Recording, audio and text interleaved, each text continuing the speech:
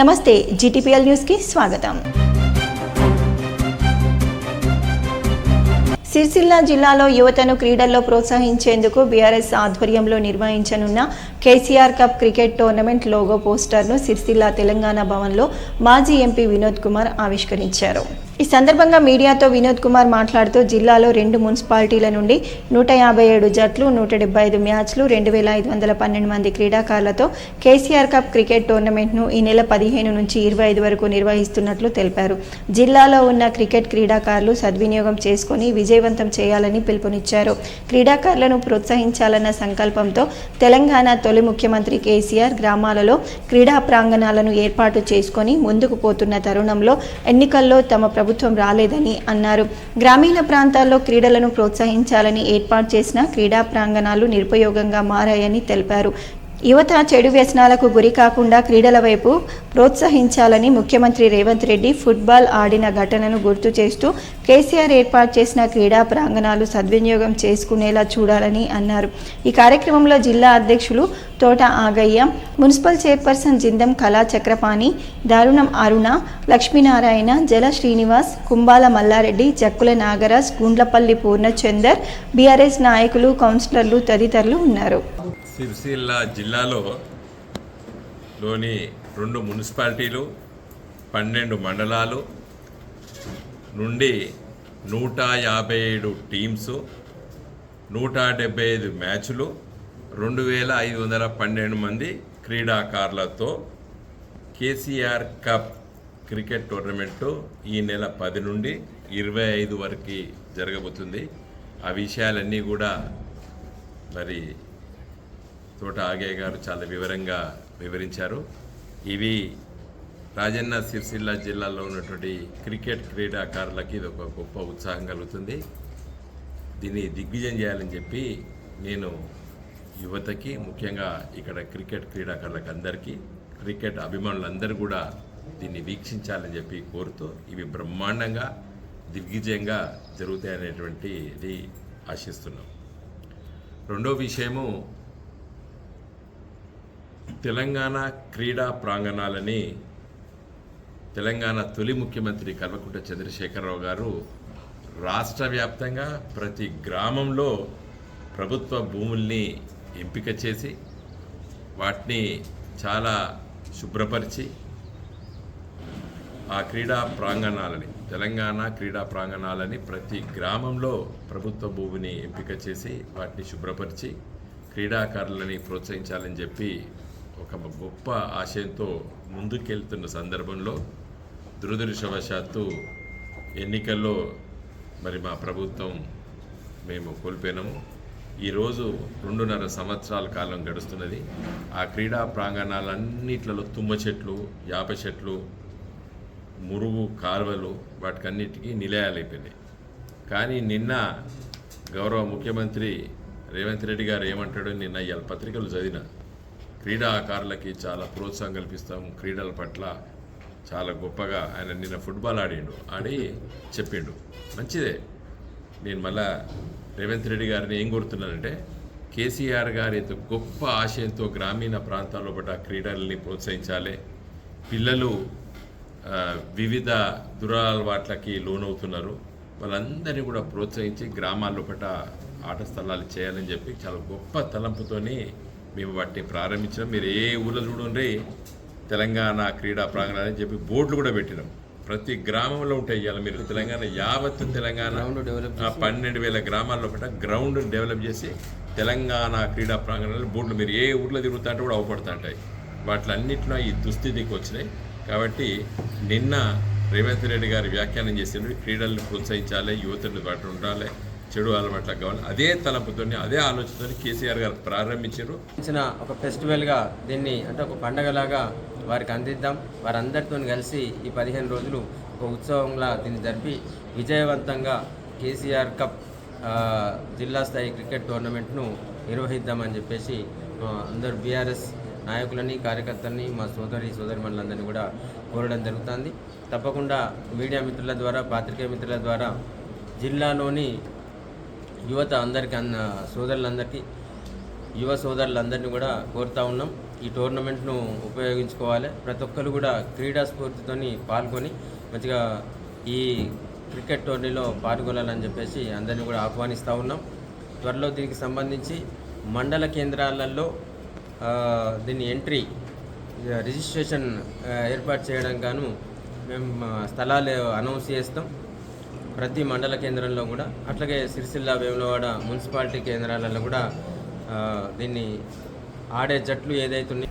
Bharatiya Janata party 47వ స్థాపనా Divas సందర్భంగా రాజన్న సిరిసిల్ల జిల్లా party కార్యాలయం పైన ఘనంగా పార్టీ జెండాను బీజేపీ జిల్లా అధ్యక్షులు రెడ్డిబోయిన గోపి ఎగురవేశారు. ఈ సందర్భంగా ఆయన పార్టీ వ్యవస్థాపకులకు మహానేతలకు ఘన నివాళులు అర్పిస్తూ పార్టీ అభివృద్ధికి ప్రతి కార్యకర్త కృషి చేయాలని పిలుపునిచ్చారు. దేశ సేవే లక్ష్యంగా ముందుకు సాగుతున్న బీజేపీ మరింత బలపడాలని ఆకాంక్షించారు. భారతీయ జనతా పార్టీ 1980 ఏప్రిల్ 6న స్థాపించబడినప్పటికీ సాధారణ కార్యకర్తల శక్తితో ఎదుగుతూ దేశ రాజకీయాల్లో కీలక శక్తిగా అవతరించింది. ప్రారంభ దశలో కేవలం 2 ఎంపీ స్థానాలతో మాత్రమే ప్రస్థానం ప్రారంభించిన పార్టీ క్రమంగా ప్రజల విశ్వాసాన్ని గెలుచుకుంటూ తన బలం పెంచుకుందని, ఆ తర్వాత దశల్లో అటల్ బిహారీ వాజ్పేయి నాయకత్వంలో కేంద్రంలో ప్రభుత్వాన్ని ఏర్పాటు చేయటం ద్వారా బీజేపీ తన సత్తాను చాటింది. అనంతరం నరేంద్ర మోడీ నాయకత్వంలో దేశవ్యాప్తంగా అఖండ విజయాలను సాధిస్తూ పూర్తి మెజార్టీతో ప్రభుత్వాన్ని ఏర్పాటు చేసి దేశ అభివృద్ధికి కొత్త దిశను చూపుతుందని అన్నారు. ఈ కార్యక్రమంలో జిల్లా మరియు రాష్ట్ర అధికారులు, వివిధ మండలాల అధ్యక్షులు మరియు నూతనంగా ఎన్నికైన ప్రజాప్రతినిధులు, పార్టీ నాయకులు, కార్యకర్తలు పెద్ద ఎత్తున పాల్గొని ఉత్సాహభరితంగా స్థాపనా దివాస్ వేడుకలను నిర్వహించారు. భారతీయ జనతా పార్టీ 1951లో జనసంఘ ఆవిర్భవించి పండిత్ దీన్ దయాళ్ ఉపాధ్యాయ, శ్యామాప్రసాద్ ముఖర్జీ గారి ఆలోచన మేరకు జనసంఘ ఉద్భవించిన తర్వాత 1980లో అటల్ బిహారీ వాజ్పేయి గారి ఆధ్వర్యంలో భారతీయ జనతా పార్టీగా పరివర్తనం చెందింది. మరి అప్పటి నుండి ఇప్పటి వరకు 46 సంవత్సరాలు పూర్తి చేసుకొని 47వ సంవత్సరంలో అడుగుడుతున్న తరుణంలో మరి ఈరోజు రాజన్న సిరిసిల్ల జిల్లా కార్యాలయంలో భారతీయ జనతా పార్టీ యొక్క జెండా ఆవిష్కరణ చేయడం జరిగింది. ఏకాత్మ మానవతా సిద్ధాంతంతో ప్రారంభించబడిన భారతీయ జనతా పార్టీ అంత్యోదయ విధానాన్ని అనుసరిస్తూ భారత్ మాతాకి జై అనే నినాదంతో ముందుకు పోతున్నది. 2 ఎంపీ సీట్లతో ప్రారంభించిన ఈ ప్రారంభం ఈరోజు 282 సీట్లగాను అత్యధిక పార్లమెంటు సీట్లను సాధించి మరి అధికారంలో ఉన్నది. అదే రకంగా దేశంలో సుమారు 20 రాష్ట్రాల్లో అధికారంలో ఉన్న భారతీయ జనతా పార్టీ రానున్న రోజుల్లో కూడా తెలంగాణ రాష్ట్రంలో అధికారం దిశగా ముందుకు పోవాలని చెప్పి కోరుకుంటున్నాం. ప్రపంచంలోనే అత్యంత సభ్యత్వం ఉన్న పార్టీ భారతీయ జనతా పార్టీ. మరి ఈరోజు భారతదేశాన్ని విశ్వ విపణిలో విశ్వగురువుగా ఉంచడానికి కోసం గౌరవనీయులు ప్రధానమంత్రి నరేంద్ర మోదీ గారి ఆధ్వర్యంలో ఏదైతే భారతదేశం ముందుకు పోతున్నదో అదే రకంగా రానున్న రోజుల్లో కూడా తెలంగాణ రాష్ట్రాన్ని భారతీయ జనతా పార్టీకి అధికారంలోకి వచ్చిన తర్వాత అభ్యుదయం దిశగా తీసుకుపోతామని తెలియజేస్తున్నాం. భారత్ మాతాకి జై. సిరిసిల్ల మున్సిపల్ కోఆప్షన్ సభ్యుల ఎన్నికల్లో భాగంగా బీఆర్ఎస్ పార్టీ అభ్యర్థులు నామినేషన్ దాఖలు చేశారు. సిరిసిల్ల మున్సిపల్ కోఆప్షన్ సభ్యుల ఎన్నికల్లో భాగంగా బీఆర్ఎస్ పార్టీ బలపరిచిన కోఆప్షన్ అభ్యర్థులు సయ్యద్ తస్లిమా, నందిశంకర్, సయ్యద్ సోహెల్, కొండ అనుష, శ్రీనివాస్ సిరిసిల్ల మున్సిపల్ కోఆప్షన్ ఎన్నికల అధికారి సాయికృష్ణకు నామినేషన్ పత్రాలను అందించి నామినేషన్ దాఖలు చేశారు. వీరి వెంట మున్సిపల్ చైర్పర్సన్ జిందం కళా చక్రపాణి, వైస్ చైర్మన్ దార్ల సందీప్, కౌన్సిలర్ సభ్యులు, పార్టీ పెద్దలు కార్యక్రమంలో పాల్గొన్నారు.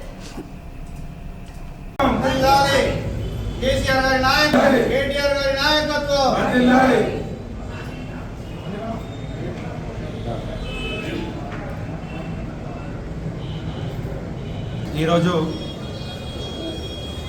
గౌరవ మాజీ మంత్రివర్యులు సిరిసిల్ల స్థానిక ఎమ్మెల్యే కల్వకుంట్ల తారక రామారావు గారి ఆదేశాల మేరకు మా బీఆర్ఎస్ పార్టీ బలపరిచిన కోఆప్షన్ అభ్యర్థులు సయ్యద్ తస్లిమా గారు, అలాగే నందిశంకర్ గారు, సయ్యద్ సోహెల్ గారు, కొండ అనుష గారు ఈరోజు నామినేషన్ వేయడం జరిగింది. మా పార్టీ తరఫున మా పార్టీ ఆదేశాల మేరకు మా కౌన్సిల్ సభ్యులందరం కూడా వారి విజయానికి మేమందరం ముందుండి నిల్చుంటామని చెప్పి ఈ వేదిక ద్వారా తెలియజేస్తాం. అమృతలాల్ శుక్ల కార్మిక భవనంలో సిఐటియు జిల్లా ముఖ్య నాయకుల సమావేశం సిఐటియు జిల్లా అధ్యక్షులు ఎగమంటి ఎల్లారెడ్డి అధ్యక్షతన నిర్వహించారు. ఈ సమావేశంలో మే 1న జరిగే ప్రపంచ కార్మిక దినోత్సవం 140వ మేడే కరపత్రాలను ఆవిష్కరించారు. ఈ సందర్భంగా సిఐటియు జిల్లా అధ్యక్ష కార్యదర్శులు ఎల్లారెడ్డి రమణ మాట్లాడుతూ 140 సంవత్సరాల క్రితం కార్మిక వర్గం వెట్టి చాకిరీ విముక్తి కోసం కార్మికులకు కనీస హక్కుల ఉండాలని సాగించిన వీరోచిత పోరాటం ద్వారా కార్మిక వర్గానికి కొన్ని హక్కులు వచ్చాయని, ఆ పోరాటంలో ఎంతో మంది రక్తం చిందించి ప్రాణాలర్పించడం జరిగిందని, ఆ పోరాటంలో అమరులైనటువంటి వారి త్యాగాలకు గుర్తుగా ప్రపంచవ్యాప్తంగా ఉన్నటువంటి కార్మిక వర్గం కష్టజీవులందరూ మే 1వ తేదీన కార్మిక హక్కుల పోరాట దినోత్సవం మేడే కార్యక్రమాలను ఘనంగా జరుపుకోవడం జరుగుతుందని అన్నారు. కేంద్ర బీజేపీ ప్రభుత్వం కార్మిక వర్గం పోరాడి ప్రాణత్యాగాలు చేసి సాధించుకున్న కార్మిక చట్టాలను పెట్టుబడిదారులకు, వ్యాపారవేత్తలకు అనుకూలంగా కార్మిక వర్గాన్ని మళ్లీ బానిసత్వంలోకి నెట్టే విధంగా కార్మిక వ్యతిరేక 4 లేబర్ కోడ్లను తీసుకొచ్చి కార్మిక హక్కులను హరిస్తుందని అన్నారు. రాష్ట్ర ప్రభుత్వం కార్మికులకు ఇచ్చినటువంటి వేతనాల పెంపు, ఉద్యోగ భద్రత మరియు ఇతర హామీలను అమలు చేయకుండా కార్మిక వర్గానికి నష్టం చేసే విధానాలను అవలంబిస్తుందని అన్నారు. చేయడం జరిగింది. దీన్ని వ్యతిరేకిస్తూ మన హక్కుల పరిరక్షణ గురించి చట్టాలను కాపాడుకోవడం కోసం ఈ మేడే వారోత్సవాలను జిల్లా వ్యాప్తంగా ఉన్నటువంటి ప్రతి కార్మికుడు మేడే కార్యక్రమాల్లో పాల్గొని విజయవంతం చేయాలని పిలుపునివ్వడం జరుగుతూ ఉంది. అదేవిధంగా మరి రాష్ట్రంలో అధికారంలోకి వచ్చినటువంటి కాంగ్రెస్ ప్రభుత్వం కూడా అధికారంలోకి వచ్చే ముందు అన్ని రంగాల కార్మికులకు అనేక హామీలు ఇచ్చింది. వేతనాలు పెంచుతామని చెప్పి అన్ని రకాల హామీలు ఇచ్చింది. ఏ ఒక్క హామీని కూడా అమలు చేయడం లేదు. కాబట్టి ఈ కేంద్ర రాష్ట్ర ప్రభుత్వాలు అవలంబిస్తున్నటువంటి కార్మిక వ్యతిరేక విధానాల పైన కూడా ఈ మేడే సందర్భంగా కార్మిక వర్గం ప్రతిజ్ఞ పొంది రాబోయే రోజుల్లో మన హక్కుల సాధన పోరాటానికి ముందుకు రావాలని చెప్పి తెలియడం జరుగుతూ ఉంది. మరి సిఐటి ఆధ్వర్యంలో ఇప్పటికే జిల్లా వ్యాప్తంగా ఉన్నటువంటి పవర్లూమ్ కార్మికులు, అనుబంధ రంగాల కార్మికులు, ఆసాములు, అదేవిధంగా గ్రామ పంచాయతీ, మున్సిపల్, ఆశా, అంగన్వాడీ, హమాలీ, బిల్డింగు, హాస్పిటల్ ఇట్లాంటి సంఘటిత అసంఘటిత రంగాల కార్మికుల సమస్యల మీద నిరంతరం పనిచేయడం జరుగుతుంది. మరి రాబోయే రోజుల్లో కూడా మరి కార్మిక వర్గ ఐక్యత, హక్కుల సాధన గురించి చేయడం జరుగుతుంది. అందుకే ఈరోజు కరపత్రం ఆవిష్కరణ చేయడం అనేది జరిగింది. కార్మికుల హక్కులను కాలరాసే విధంగా బీజేపీ ప్రభుత్వం అనుసరిస్తుంది. 29 కార్మిక చట్టాలను 4 కోడ్లుగా విభజించి కార్మికుల హక్కులను కాలరాసే విధంగా ఈ మోడీ ప్రభుత్వం అనుసరిస్తుంది. కాబట్టి ఇప్పుడు ఈ మేడే సందర్భంగా కార్మికులందరూ పెద్ద ఎత్తున పాల్గొని ఈ మేడేలను విజయవంతం చేసి బీజేపీకి చెంప చెదులమన్నట్టు చేయాలి. కార్మికులందరూ పెద్ద ఎత్తున పాల్గొనాలి. అన్ని మండలాల్లో సభలు, కార్యక్రమాలు, జెండా ఆవిష్కరణలు ఉంటాయి. కాబట్టి అందరూ పాల్గొనాలని కార్మికులందరికీ విజ్ఞప్తి చేయడం జరుగుతుంది. అట్లాగే జిల్లాలో ఉన్న ప్రజలందరూ ఈ మేడే సందర్భంగా ఆర్థిక సహాయము తోడ్పాటుగా అందించాలని ప్రజానికానికి, ప్రజలకు అందరికీ విజ్ఞప్తి చేయడం జరుగుతుంది. ప్రభుత్వం ప్రతిష్టాత్మకంగా చేపట్టిన ప్రజాపాలన ప్రగతి ప్రణాళికలో భాగంగా ప్రతి గ్రామంలో పర్యటించి ప్రజల సమస్యలను పరిష్కరిస్తామని రాష్ట్ర మంత్రి అడ్లూరి లక్ష్మణ్ కుమార్ తెలిపారు.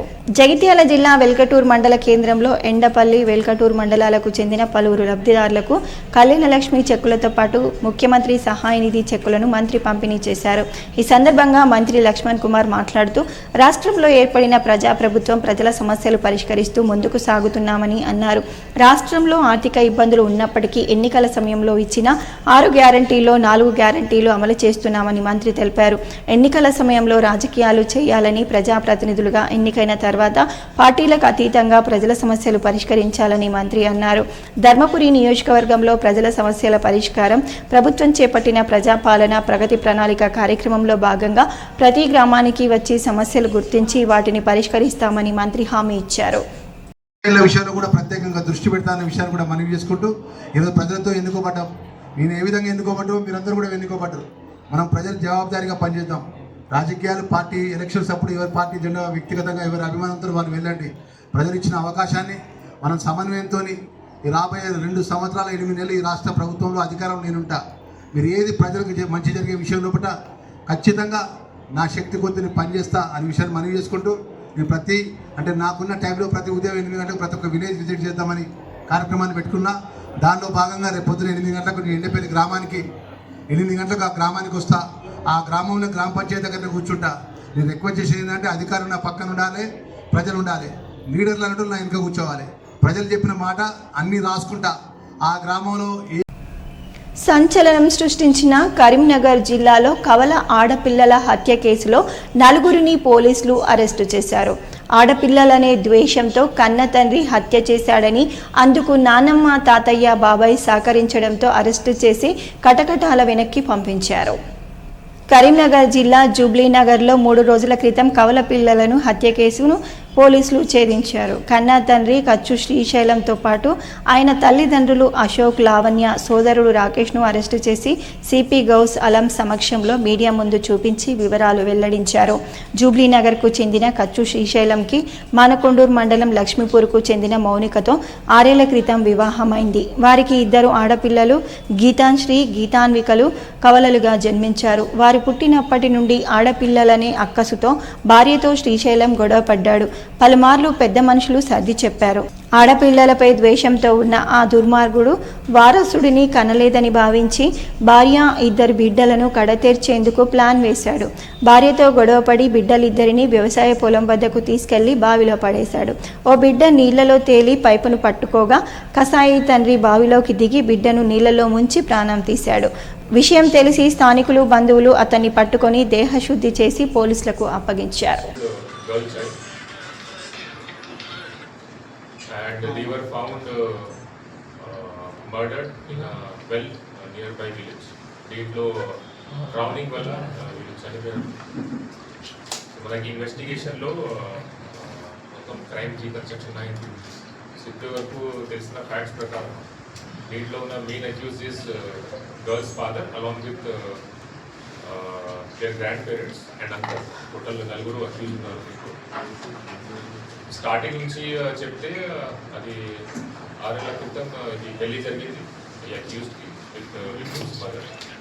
పెళ్లి అయిన తర్వాత 2022లో వీళ్ళకి పాప పుట్టింది. అది 2 పాప పుట్టింది. స్టార్టింగ్లో అక్యూజ్కి ఆడపిల్ల గురించి డాటర్ గురించి. బీజేపీ ఆవిర్భావ దినోత్సవం సందర్భంగా కమలనాథులు పలు చోట్ల పార్టీ జెండాను ఆవిష్కరించి ప్రత్యేక కార్యక్రమాలు నిర్వహించారు. కరీంనగర్లో స్వగృహంతో పాటు పార్టీ కార్యాలయం వద్ద కేంద్ర హోంశాఖ సహాయ మంత్రి బండి సంజయ్ బీజేపీ జెండాను ఆవిష్కరించారు. బీజేపీ పిలుపు మేరకు బండి సంజయ్ తన నివాసంపై పార్టీ జెండాను ఎగురవేశారు. పార్టీ ఆవిర్భావానికి నాంది పలికిన నేతల చిత్రపటాలకు పూలమాలలు వేసి నివాళులర్పించారు. పార్టీ ఆవిర్భావాన్ని పురస్కరించుకొని బీజేపీ కార్యకర్తలందరికీ ఆవిర్భావ దినోత్సవ శుభాకాంక్షలు తెలిపారు.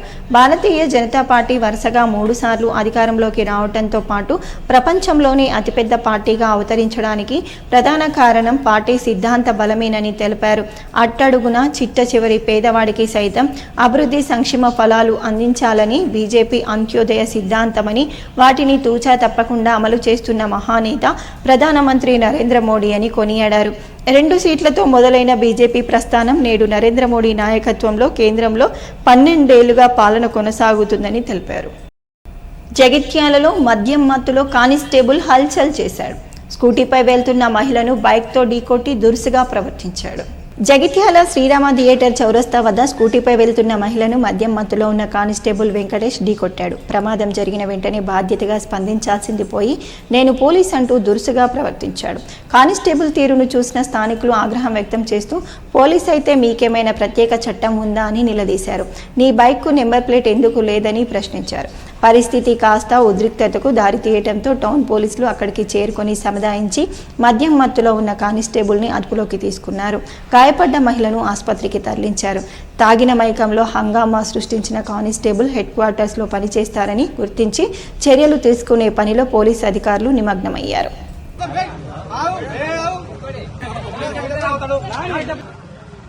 స్టేషన్ రాని వెళ్తుంది పని కథ వెళ్తుంది సిఐ దగ్గరికి ఎస్ఐ దగ్గరికి ఫంక్షన్ అయింది ఇంటికాడ ఇంటికి డ్యూటీ రూమ్ పోతుంది బండి అంటే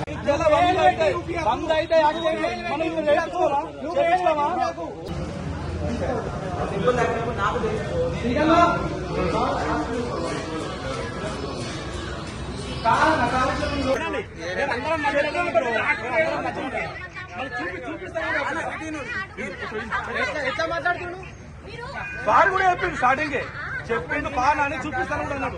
చూసాక చెప్పు నీ మనిషి వచ్చి చెప్పు నీకు ఆడిచి లోపలికి తీసుకొని దారా అన్నాడు. ఈ వార్తలు ఇంతటితో సమాప్తం. తిరిగి వచ్చే బులెటిన్లో మళ్ళీ కలుద్దాం. అంతవరకు సెలవు. నమస్కారం.